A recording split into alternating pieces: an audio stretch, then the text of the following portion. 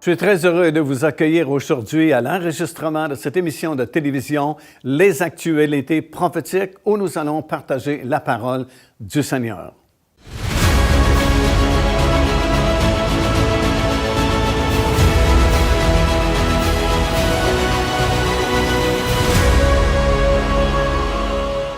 Alors, nous avons vu des choses très intéressantes dans ce 36e chapitre du livre d'Ézéchiel concernant la prophétie sur les montagnes d'Israël. Jetons un coup d'œil maintenant sur le chapitre 35, chapitre précédent. Et là, nous trouvons une prophétie contre la montagne de Séir.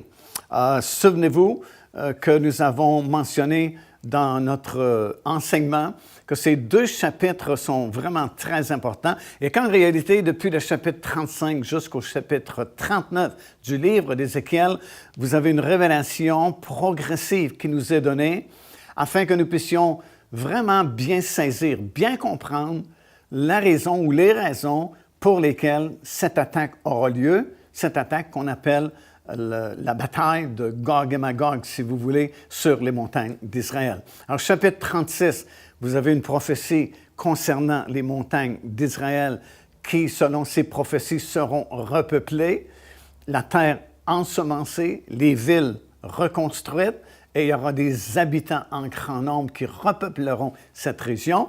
Et on a constaté que ces prophéties-là se sont accomplies parce que toute la grande région de la Judée et de la Samarie, bien vraiment, les villes existent. Il y a plein de nouveaux habitants israéliens qui sont là. Et à cause des implantations, bien sûr, on a repeuplé la région. La terre est ensemencée en nouveau. Beaucoup de produits maintenant sont cultivés et ces prophéties-là sont vraiment accomplies. Dans le chapitre 35, si vous vous souvenez bien, là, vous avez une prophétie contre la montagne de Séir, comme je viens de mentionner. Et voici le texte tel que nous le trouvons depuis le premier verset. Ça dit « La parole de l'Éternel me fut adressée en ces mots. Fils de l'homme, tourne ta face vers la montagne de Séir et prophétise contre elle. » Comme nous avons mentionné précédemment, la montagne de Séir fait référence à Ésaü et sa descendance. Donc, lorsqu'il est question de la montagne de Séir, ou quand il est question d'Édom, ben, on parle des nations arabes qui sont alentour d'Israël. Des versets 3 jusqu'à 5, voici ce qui est écrit. « Tu lui diras à la montagne de Séir ou à Édom, ainsi parle le Seigneur l'Éternel. Voici, j'en veux à toi, montagne de Séir. J'étendrai ma main sur toi et je ferai de toi une solitude et un désert. Je mettrai tes villes en ruine. Tu deviendras une solitude et tu sauras que je suis l'Éternel, parce que tu avais une haine éternelle contre Israël. » Je ne sais pas si vous remarquez, mais déjà, c'est comme les mêmes prophéties, mais à l'inverse. Sur les montagnes d'Israël, Judée et Samarie, c'est comme des prophéties qui disent que les villes seront reconstruites. À nouveau, il y aura des habitants. La terre sera ensemencée et produira en abondance. Mais ici, ce que nous venons de lire, c'est le contraire. Tes villes seront détruites. Ta région va devenir solitaire. Ça va devenir comme un désert. Alors, c'est comme les prophéties, mais à l'inverse, celles qui avaient été données sur les montagnes d'Israël.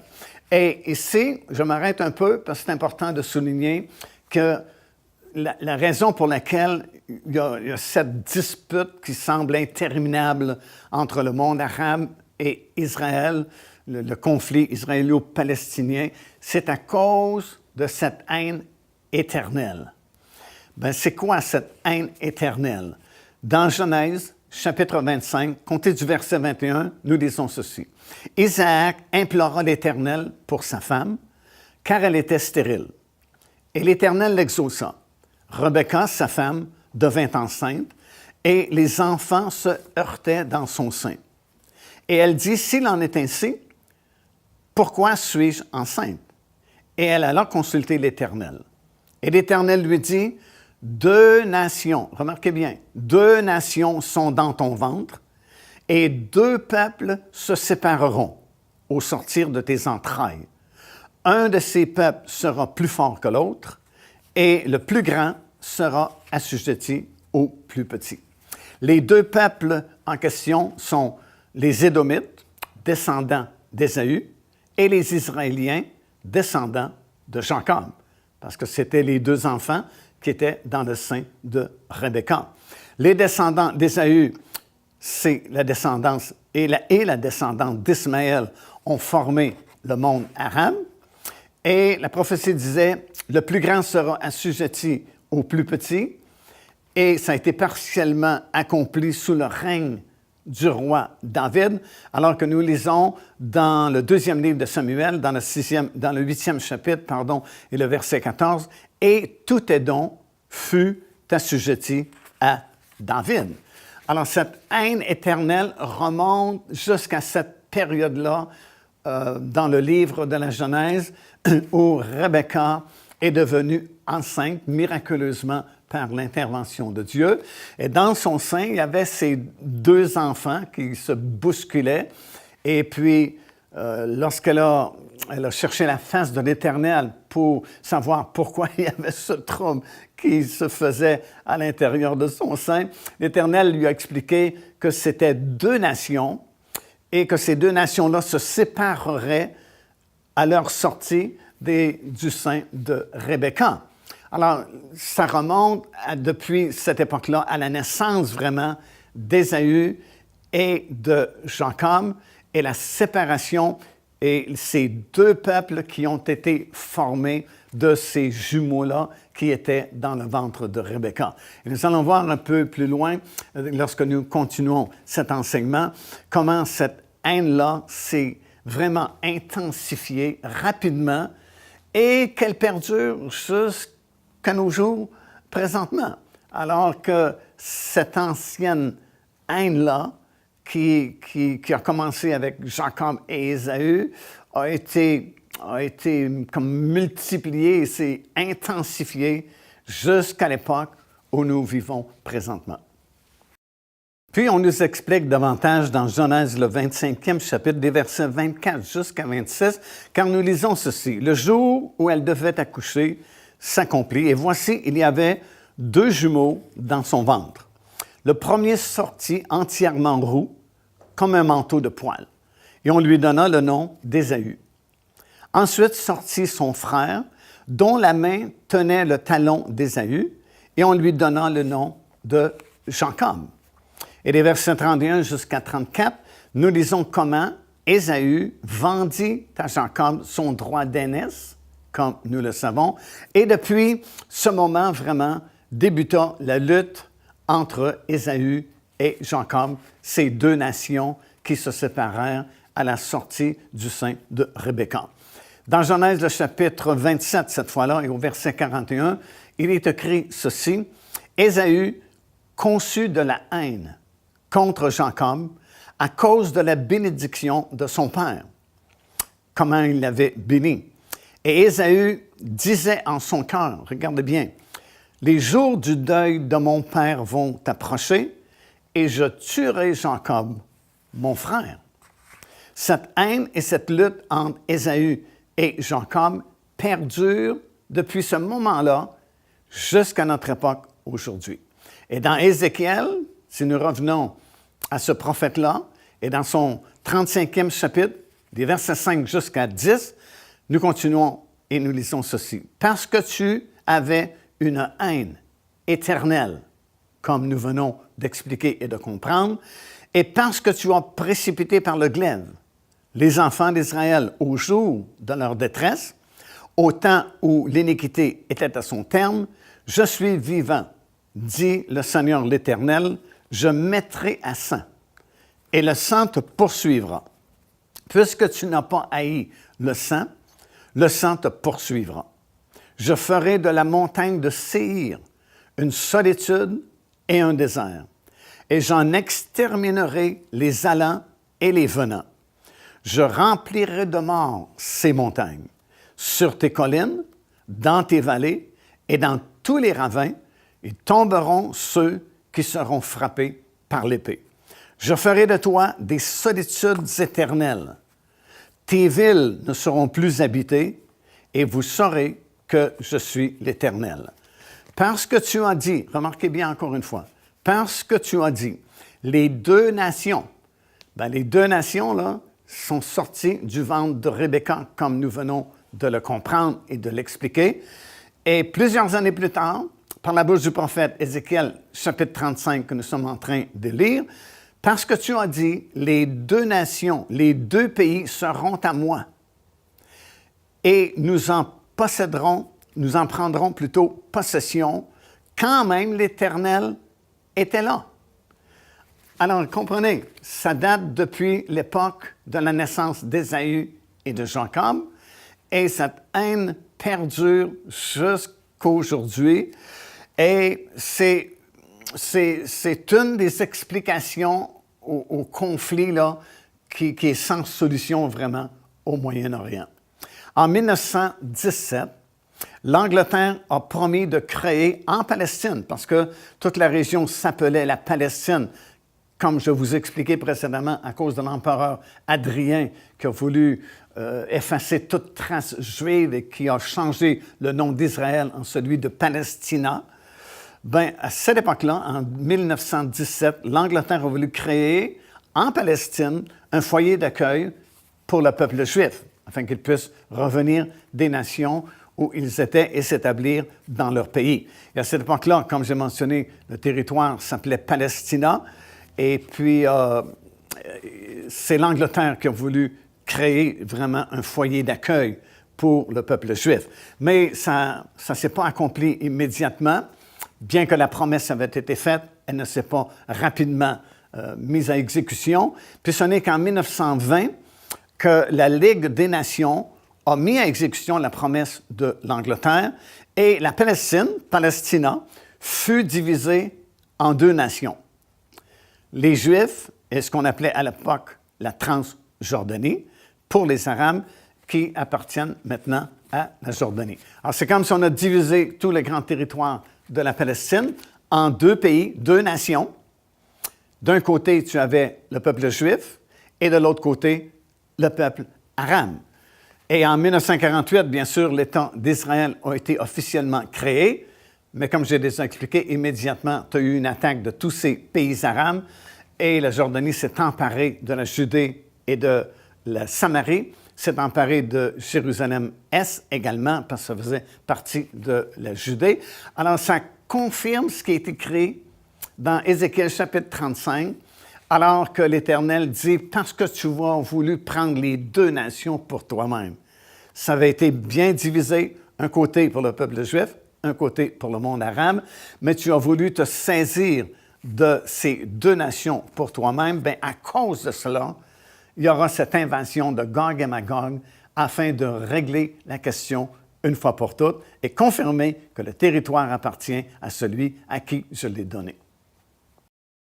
Alors, nous commençons vraiment à bien comprendre les raisons pour lesquelles cette attaque aura lieu, cette attaque qu'on appelle l'invasion de Gog et Magog sur les montagnes d'Israël.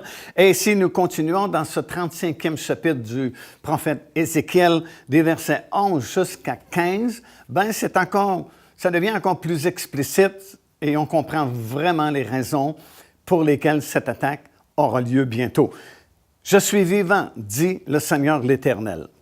J'agirai avec colère et avec fureur. La même colère et la même fureur que tu as montré dans ta haine contre eux, et je me ferai connaître au milieu d'eux quand je te jugerai. Tu sauras que moi, l'Éternel, j'ai entendu tous les outrages que tu as proférés contre les montagnes d'Israël, ou contre la Judée et la Samarie, en disant, elles sont dévastées, elles nous sont livrées comme une proie.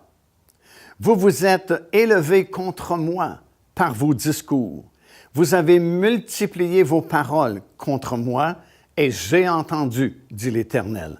Et ainsi parle le Seigneur, l'Éternel, lorsque tout le pays sera dans la joie, je ferai de toi une solitude, à cause de la joie que tu as éprouvée, parce que l'héritage de la maison d'Israël était dévasté. Je te traiterai de la même manière. Tu deviendras une solitude, montagne de Séhir, toi et Édom tout entier, et ils sauront que je suis l'Éternel. Wow, ces paroles sont vraiment très explicites.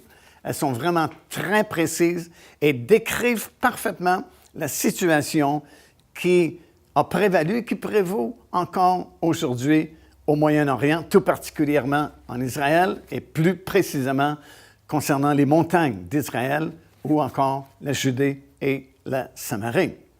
Puis au chapitre 37 du même livre d'Ézéchiel, il y a encore une fois une très, très grande prophétie qui est écrite dans ce 37e chapitre concernant le redressement de la maison d'Israël.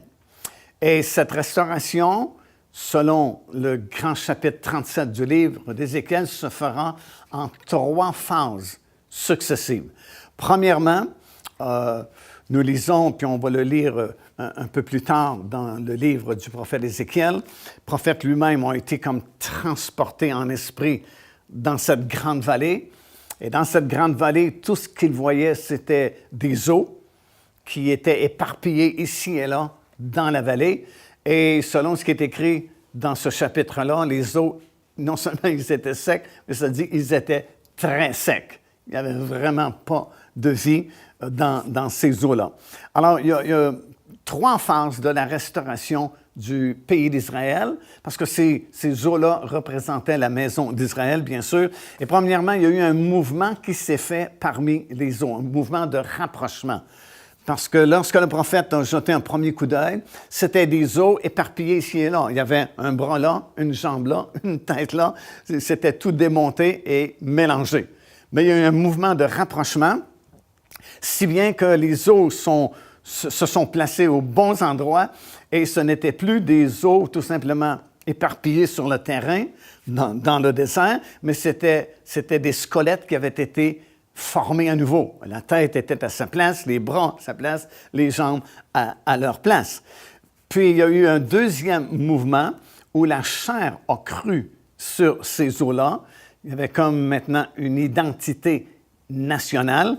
Et troisièmement, l'Esprit de Dieu est entré en eux et ils sont revenus à la vie. Et la Bible dit que c'était une grande, grande armée et c'était la maison d'Israël. Alors, voici le texte, c'est dans Ézéchiel chapitre 37, à compter du 1er verset, on va lire jusqu'au 4e verset. Ça dit, « La main de l'Éternel fut sur moi, et l'Éternel me transporta en esprit et me déposa dans le milieu d'une vallée remplie d'ossements. Il me fit passer auprès d'eux tout autour, et voici, ils étaient fort nombreux à la surface de la vallée, et ils étaient complètement secs. Et il me dit, « Fils de l'homme, ces eaux pourront-ils revivre? » Et je répondis, « Seigneur éternel, tu le sais. » Et il me dit, « Prophétise sur ces eaux et dis-leur, ossements desséchés, écoutez la parole de l'Éternel. » Alors, c'est la grande prophétie de la restauration de toute la maison d'Israël en 3 phases successives, comme j'ai mentionné. D'abord, un mouvement de rapprochement, c'est-à-dire un désir de revenir s'établir en Israël. Deuxième phase de ce mouvement, la création justement de l'État d'Israël, où la chair a cru sur les ossements. Depuis 1948, c'est visible. Le pays d'Israël existe. Et la troisième phase, qui n'est pas encore venue, un réveil spirituel dont nous allons parler un peu plus tard. Puis dans Ézéchiel, jusqu'à la fin, c'est vraiment super intéressant parce que le prophète nous explique que lorsqu'Israël va revenir à la fin des temps, il n'y aura plus 2 royaumes comme auparavant. Dans l'Ancien Testament, vous avez le royaume d'Israël au nord, puis le royaume de Juda au sud. Mais il dit quand ils vont revenir vers la fin des temps, il n'y aura plus de royaume, il va y avoir juste un nom, Israël. Et c'est ce que nous constatons aujourd'hui. Vraiment, il n'y a plus 2 royaumes en Israël, mais ce n'est qu'un seul pays, un seul nom, le nom d'Israël tel que le prophète, il y a des milliers d'années passées, a prophétisé.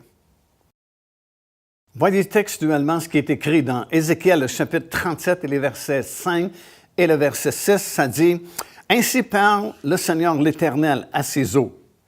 Voici, je vais faire entrer en vous un esprit et vous vivrez. Je vous donnerai des nerfs.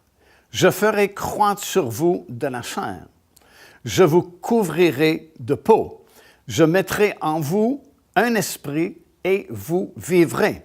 Et vous saurez que je suis l'Éternel. » Alors, quand l'Éternel a parlé à Ézéchiel et il lui a dit « prophétise maintenant sur ces eaux », soudainement, dès que Ézéchiel a commencé à prophétiser, dès que la parole a commencé à sortir de sa bouche, voici ce que nous voyons dans ce chapitre 37. Il y eut un bruit qui s'est fait et comme un mouvement de rapprochement de ces os qui formèrent finalement des squelettes. Ce n'était plus une grande vallée d'ossements séparés les uns des autres, mais soudainement, les squelettes avaient été formés à nouveau. Deuxièmement, la Bible dit « il leur vint des nerfs et la chair crut sur eux, et il y a eu de la peau qui a couvert les ossements. » Et soudainement, c'était comme visible, ce n'était plus des squelettes, c'était des cadavres. Il y avait de la chair, il y avait de la peau par-dessus ces ossements-là. Et bien sûr, ça symbolisait, premièrement, le mouvement sioniste qui a commencé à vouloir rapprocher les Juifs les uns des autres dans le but de les ramener dans le pays d'Israël. Il y a plusieurs années passées. Puis la deuxième phase de ce redressement de la maison d'Israël, bien sûr, a commencé en 1948 lors de la déclaration de l'indépendance d'Israël par Ben-Gurion. C'était l'accomplissement de la deuxième phase du redressement de la maison d'Israël. Et la troisième partie, c'est encore à venir. Ça dit « Et l'Esprit entra en eux, et ils reprirent vie. Et ils se tinrent sur leurs pieds, et c'était une armée nombreuse, très nombreuse. » Puis dans les versets 11 jusqu'à 14, le texte continue, et nous lisons ceci. « Et il me dit, Fils de l'homme, ces eaux, c'est toute la maison d'Israël. Voici, ils disent, nos eaux sont desséchées, notre espérance est détruite, nous sommes perdus. Prophétise donc, et dis-leur, ainsi parle le Seigneur l'Éternel. Voici, j'ouvrirai vos sépulcres, ô mon peuple, et je vous ramènerai dans le pays d'Israël, et vous saurez que je suis l'Éternel, votre Dieu, lorsque j'ouvrirai vos sépulcres et que je vous ferai sortir de vos sépulcres, ô mon peuple. Je mettrai mon esprit en vous, et vous vivrez. Je vous rétablirai dans votre pays, et vous saurez que moi, l'Éternel, j'ai parlé et j'ai agi, dit l'Éternel. Tout ce passage-là du livre du prophète Ézéchiel s'enligne avec les autres chapitres dont nous avons mentionné précédemment. Et en réalité, depuis le chapitre 35 jusqu'au chapitre 39, vous avez cette révélation-là continue et progressive qui vous explique pourquoi et quelles sont les raisons pour lesquelles il y aura ce grand conflit. Parce que tous ces versets-là sont ensemble, voyez-vous. Et pour bien comprendre ce grand événement qui va se produire bientôt, c'est nécessaire de prendre le temps d'analyser ces chapitres-là, chapitre 35, chapitre 36, chapitre 37, qui vont nous expliquer les chapitres 38 et chapitre 39. Parce qu'encore une fois, cette attaque-là ou ce conflit qui est mentionné dans le chapitre 38 et 39 et qu'on appelle la bataille de Gog et Magog, c'est quelque chose de certain. Parce qu'écoutez, tout ce qui a été prophétisé et qui devait se produire avant cette attaque-là, c'est maintenant accompli. Puis je pense qu'avec tous les détails qu'on vous a mentionnés et tous les versets que nous avons lus dans ces quelques chapitres-là, c'est comme évident. N'importe quelle personne intelligente doit l'admettre. Les prophéties qui étaient mentionnées dans ces chapitres-là concernant la Judée, la Samarie, concernant la montagne de Séhir et Édom et le monde arabe, 80 à 90% de toutes ces prophéties sont déjà là. Elles sont accomplies. On ne peut pas discuter davantage à ce sujet-là. C'est une réalité, nous le voyons de nos propres yeux. Alors, le peu qui reste à venir, nécessairement, va s'accomplir également. Et cette étude-là va nous permettre de mieux comprendre ce que je vais vous expliquer dans nos prochains rendez-vous, alors que nous allons parler de cette bataille-là elle-même, la bataille de Gog et Magog, comment ça va se produire, comment Dieu va intervenir puissamment et comment ça va provoquer beaucoup de changements. Il y aura des conséquences à cette attaque-là. Et comme on a expliqué, la formation des 10 nations de la fin, l'émergence de cet homme que la Bible appelle l'Antéchrist, mais surtout, cette dernière grande moisson d'âmes qui viendront dans la connaissance du Seigneur Jésus-Christ. Alors, c'est vraiment un privilège de pouvoir produire ces émissions de télévision, les actualités prophétiques et de venir chez vous avec le grand message de la parole du Seigneur. C'est le message qui peut changer votre vie, qui peut vous transformer, parce qu'il n'y a qu'un seul Seigneur, son nom est Jésus-Christ, celui qui peut sauver, celui qui pardonne, celui qui peut nous transformer, qui peut effacer tout notre passé. Juste le fait de dire « Seigneur, je reconnais mon besoin, je t'accepte comme mon Seigneur et mon Sauveur » et tout à coup, tout va changer dans votre vie. La parole de Dieu dit ceci, « Si quelqu'un est en Jésus-Christ, il est devenu une nouvelle créature. » Et la Bible dit « Les choses anciennes sont terminées et voici, toutes choses sont devenues nouvelles. » Faites-en l'expérience. Repentez-vous, acceptez le Seigneur Jésus-Christ et voyez la différence. Vous deviendrez vraiment une nouvelle personne. Devenez partenaire avec ce ministère par votre soutien financier et aidez-nous à planter le flambeau de l'Évangile à travers le monde entier. Vous recevrez un enseignement audio à tous les mois de la part de l'évangéliste Mario Massicotte, ainsi que notre bulletin de nouvelles prophétiques incluant des enseignements bibliques, des nouvelles du ministère et des commentaires sur les actualités prophétiques. Débutez dès aujourd'hui en visitant notre site web www.paindevie.org ou par courriel à info@paindevie.org